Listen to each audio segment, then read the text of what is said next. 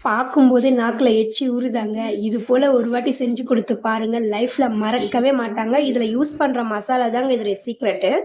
பேன்ல கொஞ்சமா எண்ணெய் சேர்த்துக்கோங்க. எண்ணெய் காஞ்ச பிறகு 1 ஸ்பூன் கடுகு சேர்த்துக்கோங்க. பட்டை, பிரிஞ்சி இலை சேர்த்து வதக்கிக்கலாம். 2 காஞ்ச மிளகாய் இது கூட சேர்த்து நல்லா வதக்கிக்கலாங்க.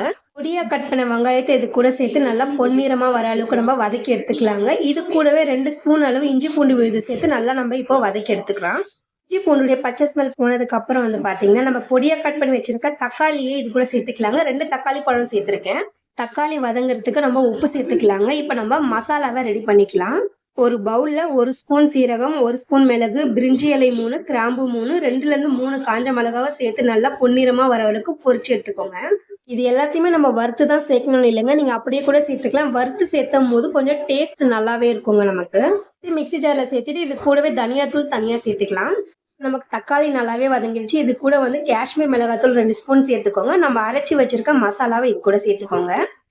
சேர்த்துருக்க மசாலாவை தக்காளியில நல்லா பெரட்டி விடுங்க. அப்பதான் சிக்கன் சேர்க்கும் போது நமக்கு மசாலா சிக்கன்ல இறங்கும். இப்ப நம்ம சிக்கன் சேர்த்தாச்சு. இது நல்லா பெரட்டி விட்டுருங்க. இப்ப சிக்கன் சேர்த்ததுக்கு அப்புறம் 2 தலை கொத்தமல்லி இது கூட சேர்த்து நல்லா வந்து பெரட்டி விட்டுருங்க. இப்ப நல்லாவே வந்து நமக்கு மசாலா இறங்கியிருக்கு சிக்கன்ல.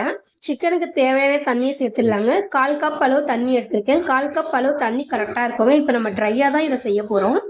10 நிமிஷம் அப்படியே லோ ஃப்ளேம்ல வச்சு நீங்க இறக்குனீங்கனாக்கா அவ்வளவுதாங்க. சூப்பரான ஒரு சிக்கன் கிரேவி காரசாரமா நம்ம ரெடி பண்ணிட்டோம். சிக்கன் வாங்கினா கண்டிப்பா இந்த ரெசிபியை செஞ்சு பார்த்துட்டு கமெண்ட்ல சொல்லுங்க. வீடியோ பிடிச்சிருந்தா லைக் பண்ணிட்டு கமெண்ட் பண்ணிட்டு சப்ஸ்கிரைப் பண்ணிக்கோங்க. ஹைப் பட்டனையும் கிளிக் பண்ணிக்கோங்க.